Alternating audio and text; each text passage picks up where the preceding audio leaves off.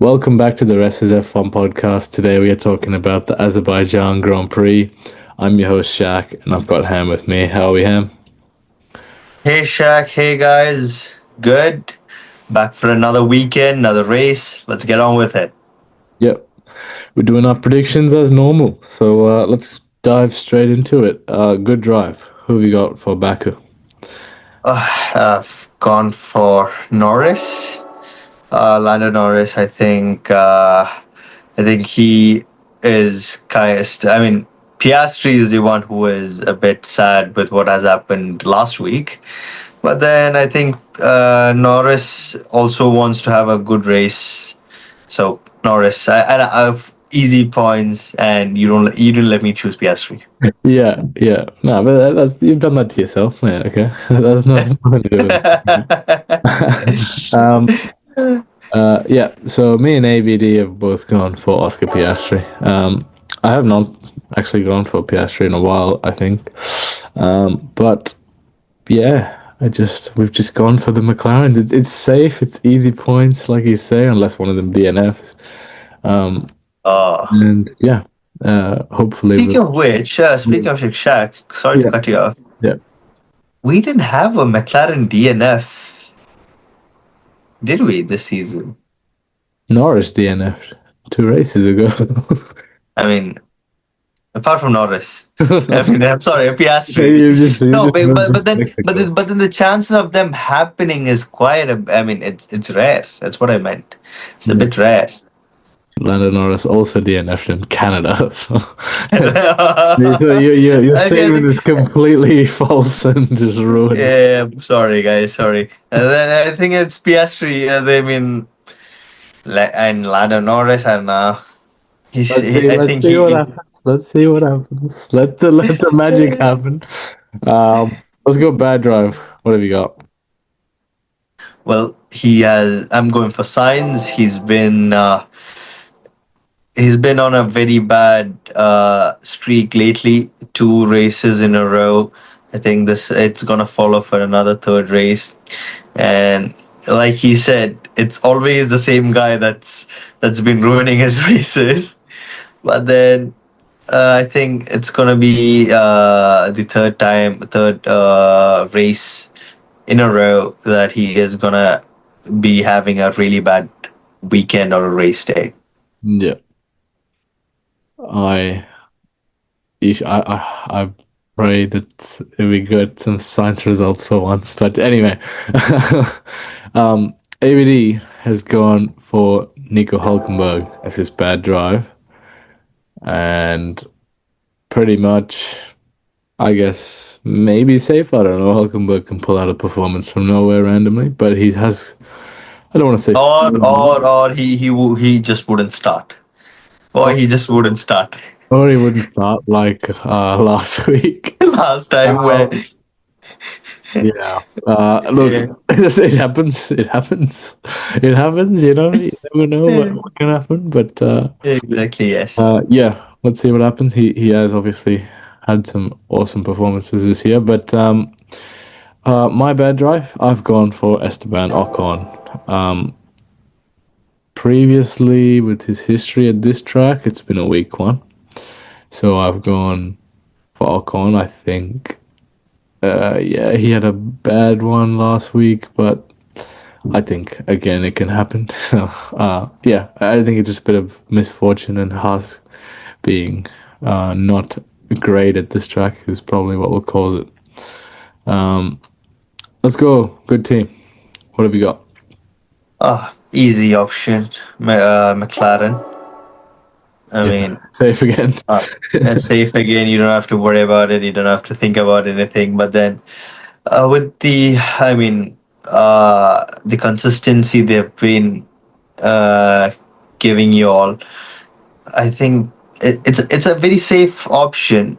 McLaren for a good drive, and especially since the last race, where I think that is the only race where I am actually disappointed with McLaren. Like, we were having the post-race review on that, I Oh yeah, mean, yeah, we had a big yeah, talk about that. I was really disappointed. I mean, the amount of memes and trolls you watch on that. There's one. I know this is not the topic we want to talk about, but then there's one particular thing that I would love to pitch it over here, which Yeah. is I was watching Reel. So the guy goes, uh, I mean, so this guy is portraying himself as Zach Brown. So he goes like, "Hey, Oscar, could you please put your car into the barrier because Lando has done that. We don't want you to win in a team orders." It just I goes saw on. a good one as well. I saw a good one as well. It was hey Oscar, Lando's girlfriend broke up with him. Can you break up with your girlfriend? It's fair, so it's fair. Team orders, team This is orders. like this is great memes, but like you have got to be doing something really bad to be making to be Exactly. yeah. See, this is, imagine being the most loved team, the most loved drivers, and still getting trolled for a very dumb decision the team has taken. Yeah, yeah, yeah. We have got my good team. I'll start with mine. I've gone for Williams. Not gone for them in a while. I don't think they've had a great weekend as a team for a while as well. It's Carlos Sainz who's getting the bad end of the stick. Meanwhile, Alex Albon is driving like he's absolutely on fire. I absolutely love what Albon's been doing. No, sorry to cut you off, Shaq. Really sorry about that. But then just gonna touch on Albon. He is on another level when you compare to Sainz. I think I've mentioned this before. He just makes Sainz look bad at this point. They make him look like such an amateur driver. Exactly, because he is the most experienced between the both, but then it doesn't look like that right now. Looks Albon has clearly got the upper hand. Yeah, Sainz is on 16 points for the season. Albon's on 70 points for the season. That is a huge gap. And I think that one's done. That teammate head to head is Uh, really going Albon's way. Head to He's head, had it's such bad clearly luck. done. He's had really It's, bad luck. the only way Science could redeem himself is he wins or he finish on a podium or at least top In terms of five or catching up, somewhere. in terms of Somewhere. catching up, yeah. At the end of the day, he has to finish ahead of Albon throughout the season. Probably he might get a chance to be ahead of him, but that's a big if. Yeah. Let's see what happens. I think Albon could even get to 100 points for the year, which is going to be. That's massive. When was the last time a Williams driver was who scored this high? I have no idea. I'm not even going to look. It's going to take a while to have a check. But yeah, Williams, my good team. Ferrari for ABD. It's a bit of hit and miss, isn't it? Like, I know you went for Ferrari last time, and obviously, if I was able to, I would have also gone for Ferrari. But at Monza, they usually perform. At Baku, are they going to? You never know. I mean, The Ferrari is always a hit and miss now. yeah, Hamilton a bit of a hit and miss. Leclerc is consistent, so that's another. You need your fingers But crossed. then we know one thing for sure, which is if Leclerc is doing bad, Hamilton does put in the performance. Sometimes, not all the time. Yeah, sometimes, not all time, but then sometimes. Yeah, sometimes they both just have. All right, bad team. What have we got? Okay. Again, like we talked about Ferrari, it's a hit and a miss, good team. But then I've gone for Red Bull. No. I mean, one driver is consistently being bad, but the other one is the opposite. the exact polar opposite of what he is doing. But then, I think this race, Red Bull is gonna be a bit on the downside than you expect. Okay, that's fair enough. Pretty reasonable. They were pretty poor last year, despite Perez's efforts. But yeah, Me and ABD have gone for the same bad team, and that bad team is Alpine. Um, I've gone for a risky good team, so I've gone for a safer bad team. And ABD just needs points. He's very far behind now in the prediction standing. So yeah, Alpine, look, they just never get it right any weekend. It seems to they just keep having bad weekends. So I feel actually bad for Alpine, to be honest, because I feel bad for Gasly more than anything. yes, He's yeah. he's just signed on for 3 years, 2028. The thing is, it's either the car is an absolute piece of garbage, or the strategies isn't panning out well for them. Not the Like drivers. remember during the starting of the season, we used to think Sauber was the garbage, but then I mean, they were they until they weren't. they were, but then now they're proving us all wrong. I mean, Yep. what a performance by them. So Yeah. I actually feel bad for Alpine, but then I've got to say they are the worst team of the season at this point. Yeah, by far. I don't think anyone will be finishing 10th apart from them. So, yeah, let's go crazy prediction. What have you got? Okay, so it kind of sets along with my bad team.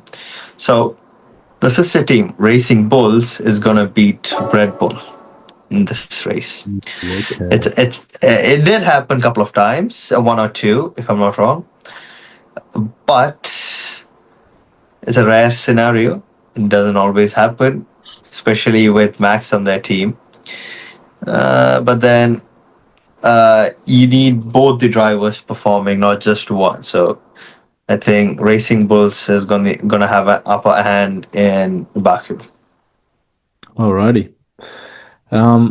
ABD's crazy prediction is there will be at least 3 DNFs in the race. Is The that street circuit, it's very likely to happen. it's likely to happen? That's what I was just about to say. Is that super crazy? No. Is it crazy enough? I guess. Yeah. Yeah, We'll let it. We'll let it go. it's gonna be crazy if there is no crash or no DNF. Oh yeah, that's really crazy. If someone had gone for that. But yeah, my crazy prediction is that any of the lower teams will be scoring double points. So I'm So talking. I think Racing Bulls can be considered as a lower team. Yeah, so I'm talking Williams, I'm talking Haas, I'm talking Racing Bulls, Sauber, Alpine even, and then I think I'm missing And one. do you want to consider Williams as a lower team? I mean, look at Sainz. If Sainz was up there, I'd be like, okay, not Williams, but I think that's a part of it. I think that's a part of it. Yeah. All right, let's go pole position. Who have you got? Come on, Shaq. Is that even a question? We all know the answer to that. You've got that. I've got that. ABD's got that. Please say the name. Oscar Piastri. Yeah. It's a clean sweep. Everyone's gone Piastri on pole. There's not really a question about it. Uh, He qualified second last year. He won the race last year, and he obviously is the world championship leader right now with 7 wins and a 30-point gap to second place. Who 7 wins and counting. Is and it 7 or 8? 7. So seven for Piastri and 5 for Norris. Ah, So yeah. yeah, big gap to close up for Norris, but I think Oscar's gonna, I guess, regain some points that he maybe. Did you expect within the next 2 or 3 races the drivers' championship is gonna be fairly decided that it's gonna be to PS3? 3 races, you reckon? I would say I don't think that will be the case. I want it to be the case. I really, I would really, love. I really would love. want. I would love a showdown in Abu Dhabi. I would, but then I think my heart would explode, and also, I just really want Oscar Piastri to win. I don't I care what don't. happens. You know, he can as long if he wins the championship and then just DNS for the rest of the year, I am okay with that. because I really just want to see him win. I think he. I think if that happens, FIA is gonna be like, you know what, the way, I mean, you get the fastest lap, the winner gets the fastest lap. Yeah, They're trying to close on the point as the much as rule you that can, they got rid of, they're gonna bring it back. and they bring it back. If you qualify first P1 during qualifying, you get another point. Oh well, let's see. That's what they're talking like. They have to be exact though, if that's the case. So yeah. Alrighty. So I mean, I think this kind of gives our top three away. But let's do third place in the top three. Who have you got? I've gone for Mercedes, George Russell. So Mm. I mean, it's out of the blue, but then I think Mercedes are keen on getting on the podium, probably even to win. But then it's been a while since we've seen a Mercedes on the podium. So George Russell. Okay, cool. Me and ABD have gone for the same third place. We've both gone for Charles Leclerc. Four-time pole sitter at Baku. Never won the race though. So I think he's just really good at this track, and I can easily see him getting a podium.